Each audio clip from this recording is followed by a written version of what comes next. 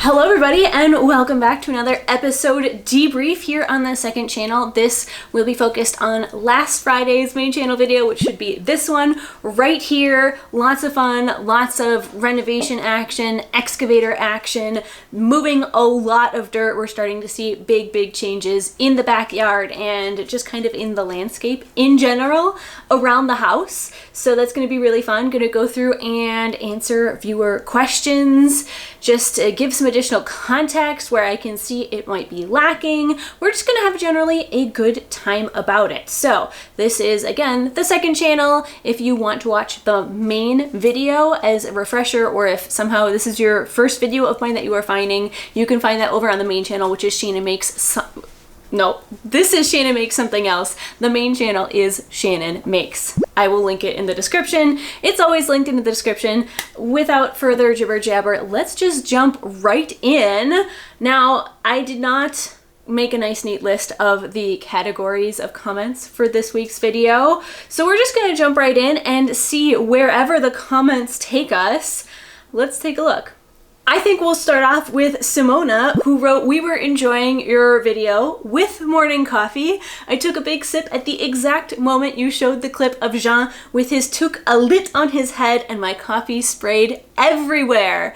Oh my god, what a mess." Yeah, a lot of you actually commented on Jean's hat, which he is wearing in a very jaunty and kind of goofy fashion. Meow Meow wrote "the hat," followed by 4 laughing face emojis. Likewise, Awkward Burb wrote, "Calling it fashion made me chuckle." So does the toque properly fit him? Is he wearing it like this on purpose, or is this just an accident? Is it too small for his head? Is he even aware that it is sitting like this? We may never know, but Adriana writes that Jean's fashion toque is exactly how my dad wears his too. So maybe it's a fashion trend that we are unaware of. We might never know, but glad to know that I found it pretty funny. There are several other clips of Jean wearing his toque like this, and I thought it just gave me a good giggle, and I'm glad to see that it gave you guys a good giggle as well. Then there were a lot of comments expressing a whole variety of emotions about the phone down the pipe situation. So good friend of the channel, Christine Vike, wrote, "My face when I realized you had strapped a phone to go down the pipe first without knowing how wet it was going to be." Whereas likewise, Karen wrote, "I had a pearl clutching moment when you put the cell phone down the pipe. Was it a burner phone? Were you concerned about it getting wet? Thank you for so many great videos." So first of all, Karen, you are very welcome. I'm glad you are enjoying them. And no, we weren't actually particularly worried about it getting wet. I mean, phones these days, they're pretty water resistant, if not flat out waterproof. So we weren't really worried about it getting wet necessarily. We were more concerned about, I mean, this is the sewage clean out, so this is where your toilets dump as well. So we knew it wasn't backed up because we've been flushing our toilets without issue for months now. But that was maybe a more significant concern than it getting wet. The main issue with if it would have gotten wet, that would have meant that there was potentially a lot of water in the pipes, and that just would have been a concern in terms of it would have blocked what we were able to see. It would have given us less information. So fortunately, that was not the case. Oh, got a few comments on the type of rose that we found. So as we were moving all this dirt, we unearthed many fun things, some of which you've already seen, some of which will be coming up in future episodes. And in last Friday's episode, the thing that I pulled out of the ground was I found a little tag. You know, when you buy plants, they come with the tag that tells you what species it is and does it like sun or partial sun and how much you should water it. And I found one for apparently a rose that had been planted here at some point. It was called Fragrant Cloud. And I am not a big flower person. I don't know a whole lot about flowers in general, although I will say that one of the places we were living at in Copenhagen for a couple years had a well-established rose garden, and you could often find both Phil and I trimming the roses. So actually, if we're gonna have flowers, roses are up there as one of the ones that we particularly like. However, many of you chimed in the comments that it is wonderfully fragrant. Jennifer Rue says, I have this rose. The name does not lie. It is so wonderfully fragrant, and it's a lovely coral orange. It's easily one of my favorites. Likewise, Elisa writes, Fragrant Cloud is one of my favorite perfumed roses that I have in my garden here in Perth, which is in Western Australia. And someone else, Locutia7, chiming in to say that Fragrant Crowd, ooh, that has connotations that might be less than enjoyable. No, Fragrant Cloud, they say that it is a very good rose in their opinion. So I do think it would be kind of fun to plant another one or two just as kind of a fun tribute. Now, obviously, this is a much more recent planting. You know, for me, I'm more interested in bringing the house back to something that it might have resembled when it was originally constructed, you know, more turn of the century. This was very much not a turn of the century plant tag. However, I do happen to like roses, and I do think it would be a nice nod to the history of the garden over the years if I would plant another one, especially because it is very fragrant, apparently. It has a nice, lovely coral orange color, and both Phil and I do like roses, and I especially like the way that I see them done often in Europe, especially where they're trellised.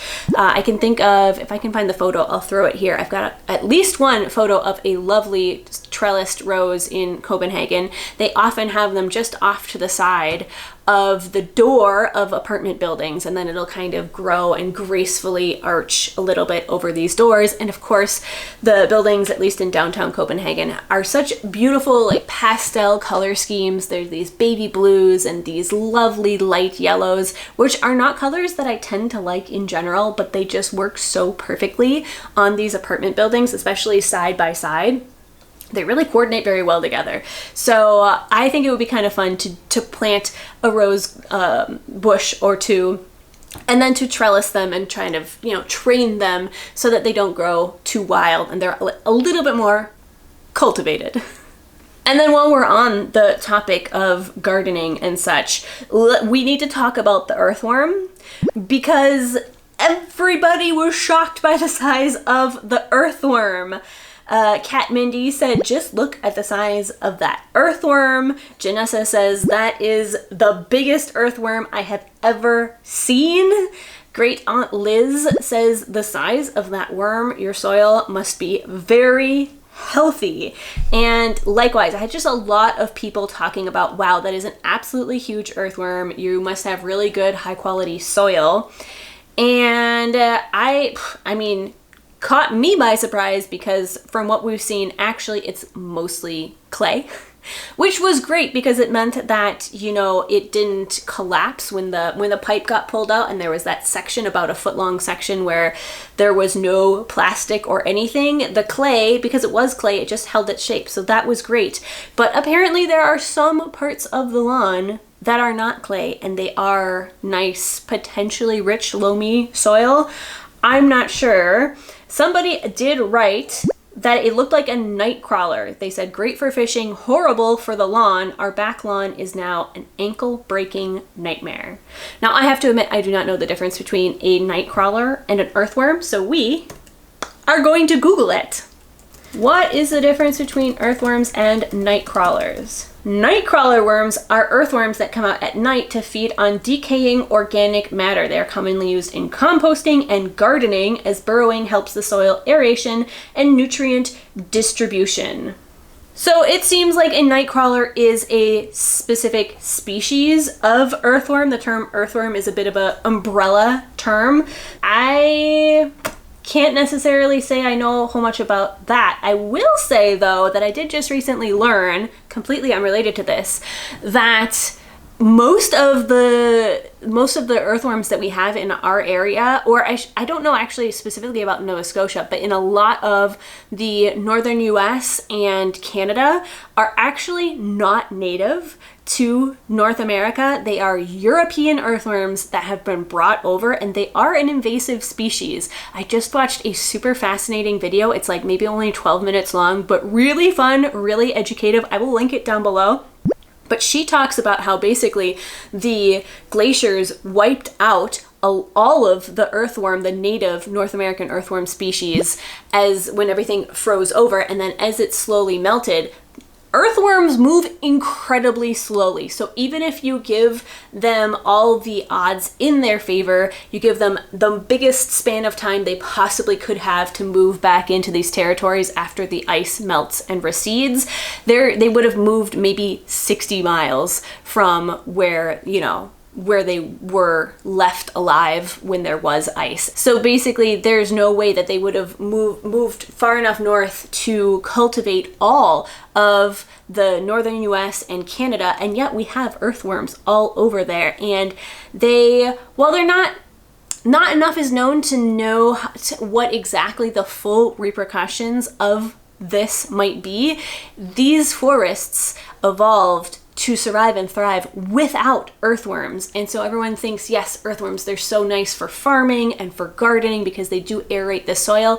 However, they are not necessarily great for our forests, and especially if you are fishing and you're using, you know, earthworms as bait, it is actually fairly important that you try not to dump them into the forest when you're done fishing and you have leftover earthworms. I don't know. I could go on about this forever. I'm probably boring you. You did not tune into Shannon Makes to learn about earthworms, but if you are curious, highly recommend 12 minutes of your life, go watch that video because I found it absolutely fascinating.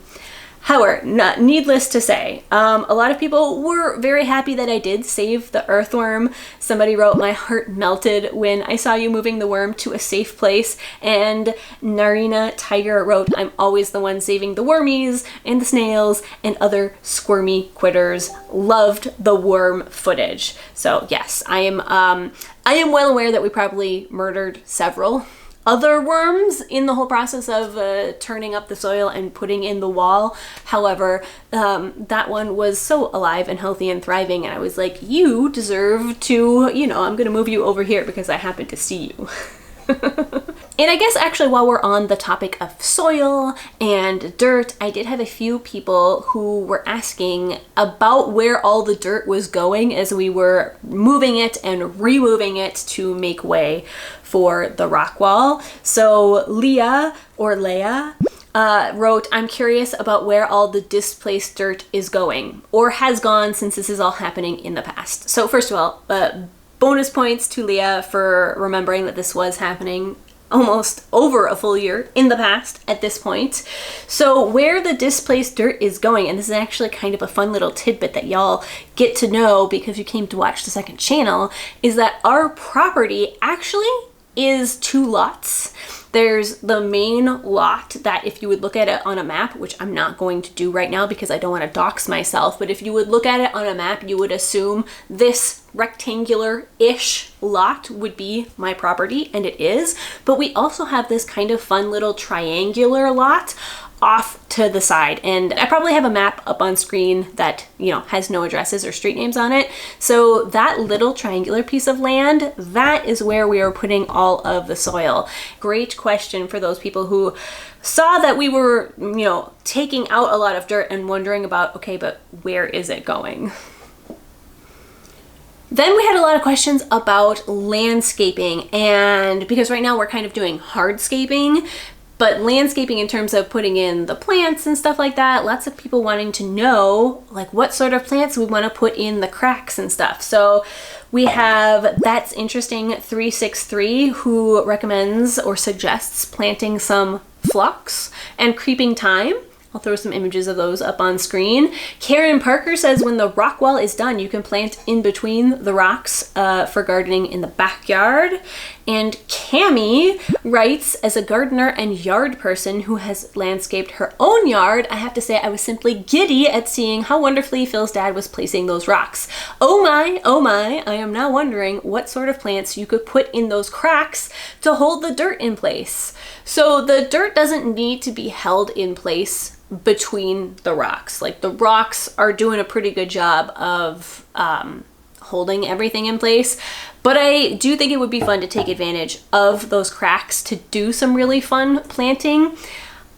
Full disclosure though, I have not had any time to turn my thoughts towards landscaping.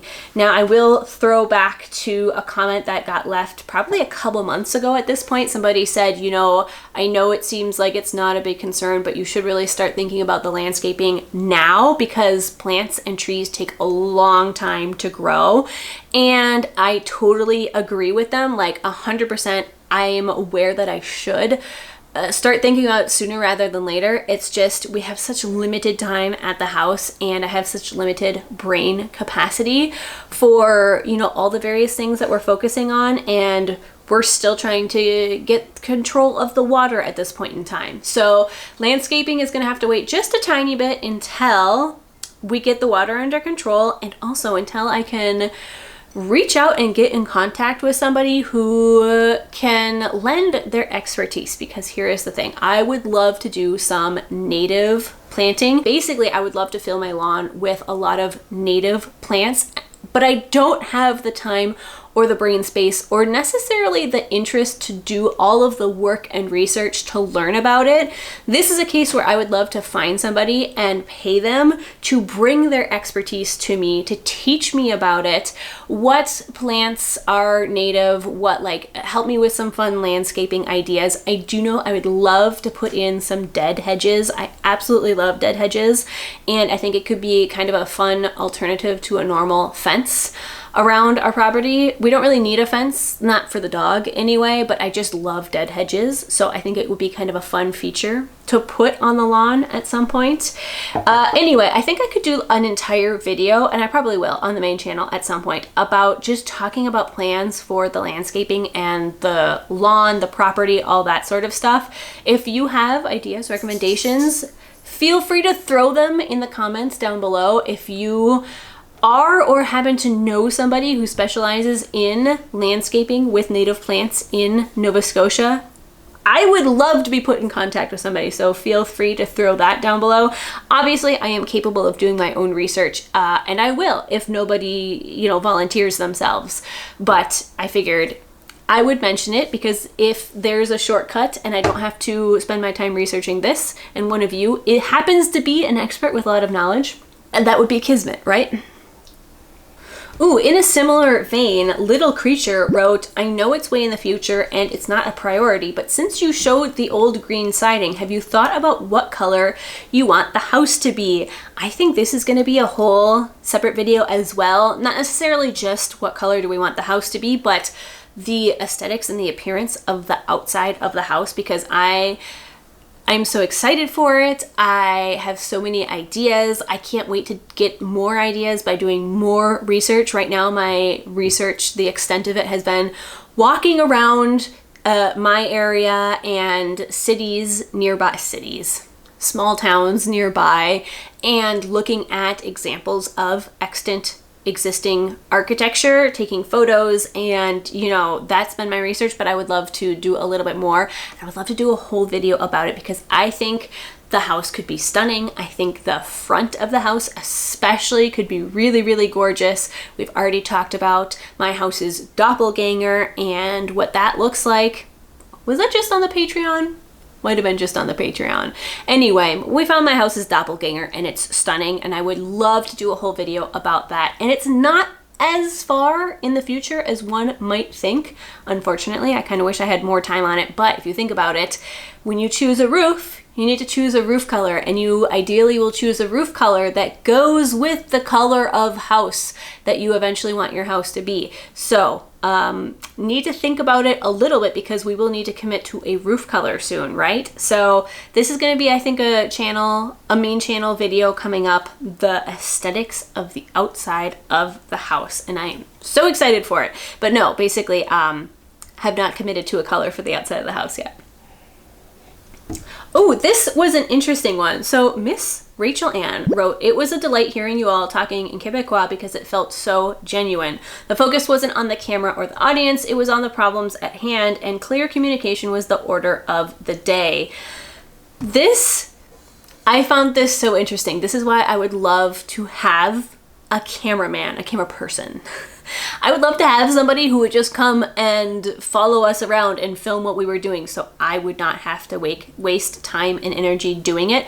Not only would it give me far more time to be able to work on the house, but also you would get more conversations like this, where it's not talking to the camera, but it's us talking passively, sort of. There are some times where this comes, you know, onto the channel, and maybe Miss Rachel Ann hasn't seen them or doesn't remember them, but there are often conversations between me and Phil where we're not really thinking about the camera. I've just plopped it on a tripod in the corner and we've forgotten about it.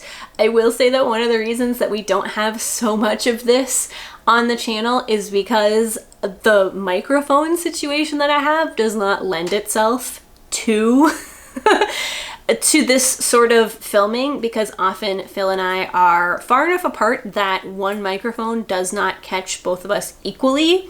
So big shout out to my patrons for the financial support that they give, which you know, enabled me to just recently buy a new set of microphones. So it has 2 receivers, which means that Phil can have one and I can have one. So hopefully we can start, I can start capturing more conversations, just banter back and forth with me and Phil, as opposed to talking to the camera. Now, I will say nothing's scripted, nothing is, you know, even when it's just me holding the camera and talking to the camera, it is not scripted. It is, I am talking to you and catching you up as opposed to talking to Phil. The difference is that Phil and I are more on the same page, like we know what's going on. So if I only showed Phil and I talking, you would, as the viewer, would miss out on a lot of background information, which, one, some of you enjoy, but 2, when I don't include that background information, I then am inundated with comments asking, oh, well, why are you doing this? What is happening? So I have to kind of give a little bit of context and background as to what we're doing as we go, or else the comment section becomes unbearable. So I do like a little bit of a mix of exposition, talking to the camera, bringing you along with me, and I do like a little bit of a thrown in with that some more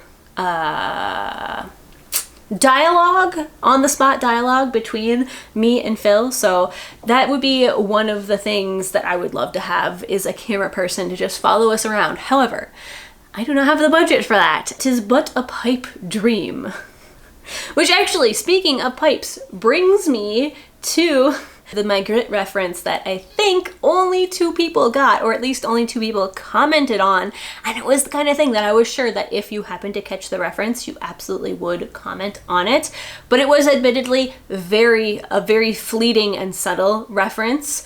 La pipe est sortie. So it was a reference to the Treachery of Images by René Magritte, which is, it's the really famous painting of Ceci n'est pas une pipe. I have always enjoyed this painting, so much so that I have this goofy version of it on my fridge as a magnet. I've had it for years and years and years. So when I was sitting there, bored out of my mind editing this past video, because it was once again a very voiceover heavy video, by necessity, when I saw the opportunity to throw that reference in there, I absolutely did, and I thought for sure I was gonna get a bunch of people commenting on it, and I didn't. So if that was one of you, if you were one of the 2 people, there was 1 patron caught it and 1 person on the public video caught it. If that was you, hats off to you, chapeau, and everyone else, if you didn't catch it, I've probably played it back for you to check over. We did have a lot of love for the captioning on the conversation between Phil and his dad. Gabby Does Cosplay wrote, "Your commentary and captioning on the Quebecois is hilarious." And Caroline wrote, "Oh my god, those subtitles killed me. The franglais." Yes, I think the captions are probably even more entertaining if you speak French, because you will see a little bit what's going on there. But either way, I needed to translate them. There was no way I was going to leave the translation to YouTube's native captioning AI, whatever, because there was no way it was going to handle it. I would break the internet if it was trying to translate this. So I figured it would be best that I should go in and manually put some subtitles in there, and a lot of people really enjoyed them. It was a fun opportunity, again, for me to just have a little bit of fun in what was otherwise a pretty boring editing job for myself. Oh, all right. Okay, this one's an interesting comment. This falls under the category of you are probably not in the right place. So let me just read you this comment. It's a little bit long, and then we can break it down, friends, because it is all sorts of interesting. So it's from JC Linden, who writes, real estate is always all about location. There are plenty of houses that are currently in locations where it is not worth the money to fix. Water is always going to run downhill, and any house with a slope draining towards it will be a nightmare. The other factors that matter are value of adjacent houses, busy roads. This house has all the strikes against it. Nothing about this house says if you invest money, you will get value in return. You will still have a house where money is coming downhill at you, where the usefulness of the backyard is nil, and where a very busy road is right against the front. Sure, you can improve things, but better question is, why? I too love old houses, but location determines if effort spent will yield any real return. Probably should have believed the real estate agent who urged you not to buy.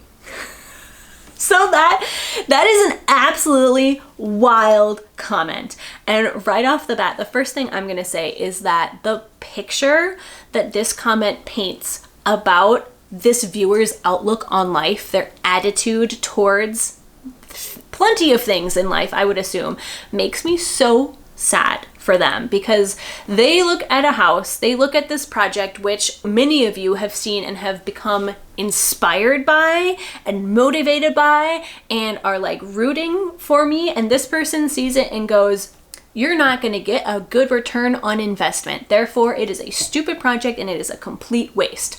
Like, in their mind, if I will not make money in the process of doing this, then it is a complete waste. So first of all, like, that attitude, it's just, I am a pragmatic person, generally speaking, but this level of like pure pragmatism and capitalism is just so bleak and depressing to me. This attitude is the reason why our streets are full of sad beige boxes that people are calling homes, because they see old historic houses that are full of tons of character and potential, and they go like, sweat equity, not worth it. Like, where's my ROI? If I don't get a good return on investment, it is not worth it. Let's just raise it and build something efficient in its place, which there are so many problems in that. So first of all, there was that.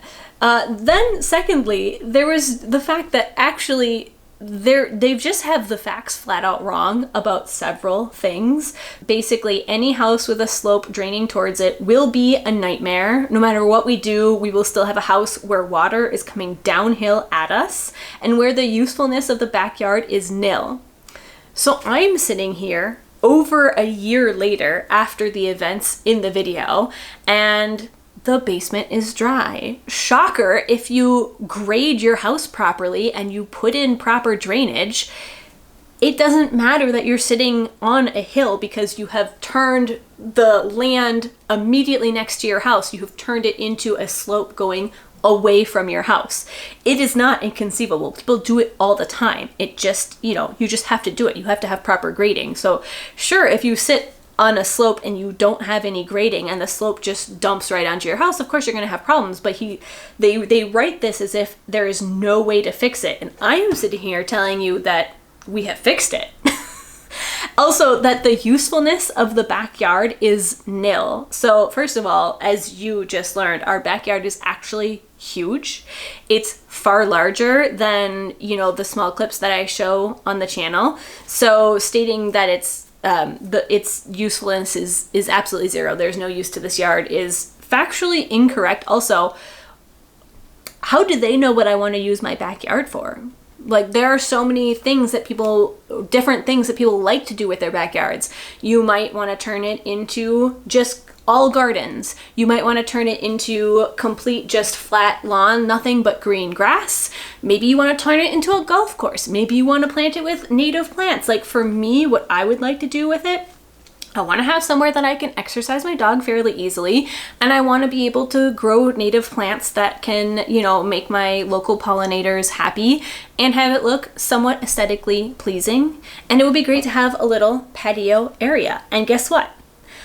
It's very easy to achieve all of those things, especially as you will see in a couple episodes once we're done with the hardscaping. For now, there's a nice spot for a patio. There's a nice, as we just talked, there's a nice long landing strip of ground that Canal can fetch on. And it has a ton of visual interest because we did the rocks. First of all, the rocks are gorgeous. They're actually really stunning, especially when they're wet. They're really, really pretty. They add a lot of texture and depth, breaking it up into those tiers. It's very visually interesting. And then especially if we can get the yard in the hands of a good landscaper, it's going to be stunning. And for me, that's the use I have of it. And it's just so funny to say, like, the usefulness is zero, as if it is a fact. And it's just wild. They are correct that the busy road, there is a somewhat busy road in front of the house. There is nothing I can do about that. But the privilege that is dripping from this statement, like, this person, if it was up to them, they would never buy a house anywhere on a slope and nowhere near a busy street. And if you have the privilege to be able to do that, more power to you. But we live in a housing crisis. A lot of people cannot just pass on a house that might check all of their other boxes in terms of size and budget and everything else just because there's a busy street in front. Like, for me personally, I am quote unquote stuck with this house because I fell in love with it. It is a very romantic notion. It's oddly romantic for me because, as I said, I am for the most part very practical minded, but I do have a soft spot for gorgeous old houses and Victorian architecture. So I saw it and I fell in love with it. That's why I had to choose it. And I said, okay, yes, it's on a hill, and yes, it has a busy road in front, and I can't do anything about the road, but I love the house and I can't get this house anywhere else. So it's okay for me that there is a road in front. But other people, they might not be able to afford a house anywhere else than on a busy street. The level of privilege to just be like, the factors that matter is, like, it cannot be on a slope and it cannot be on a busy street, or it's just not worth it. Like, wow, check your privilege. And then the last statement, probably should have believed the real estate agent who urged you not to buy. I actually just flat out don't know where they're getting this because my real estate agent never urged me not to buy. My real estate agent, he's super cool. We are still friends. We walk our dogs together sometimes. He just contacted me a few weeks ago actually to ask if he can buy some bricks off of me for another house that he's renovating. And he did make sure, like, he did his due diligence and he made sure that I knew what I was getting into, and he let me know that there were a few points along the way where if I wanted to back out of the negotiation, that legally I could do it here and here. Like, he let me know that, like, if at any point I was feeling overwhelmed, here were your options and your reasons to back out. But he never said that I should not buy it at all. He was like, are you sure that you're ready for this big project? And I was like, yeah. And he was like, okay, I actually believe you. Like, after having gone through all of this with you, after he, like, got to meet me a little bit more, because we talked a lot during the negotiation process, he was like, yeah, honestly, I think you're up for this. Like, I have faith in you to do this. And I was like, thank you. So do I.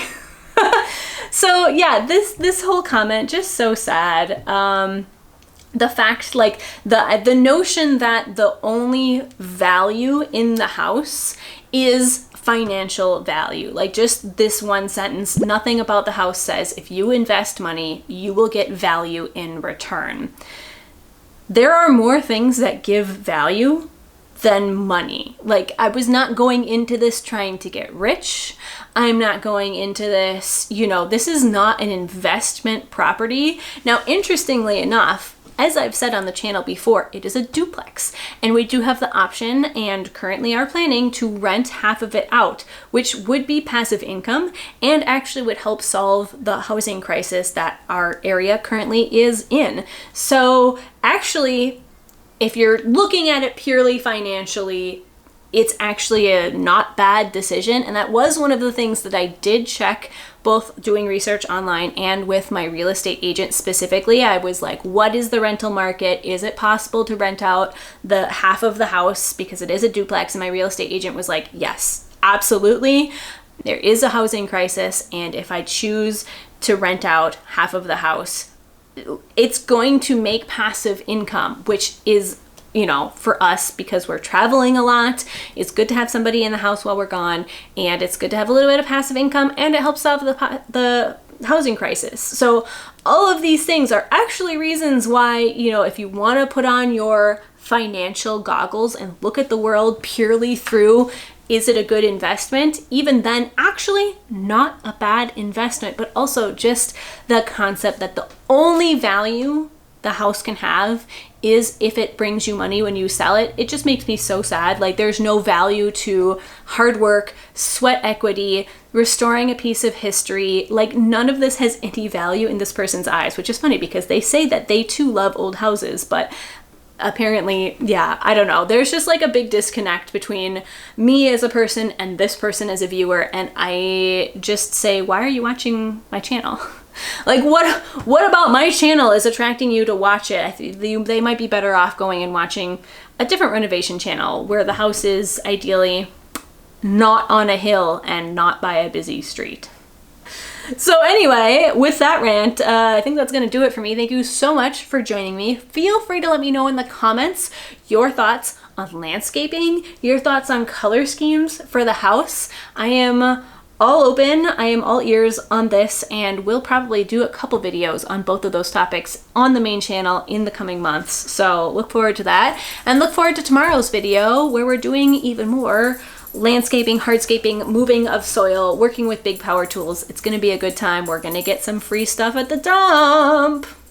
Bye.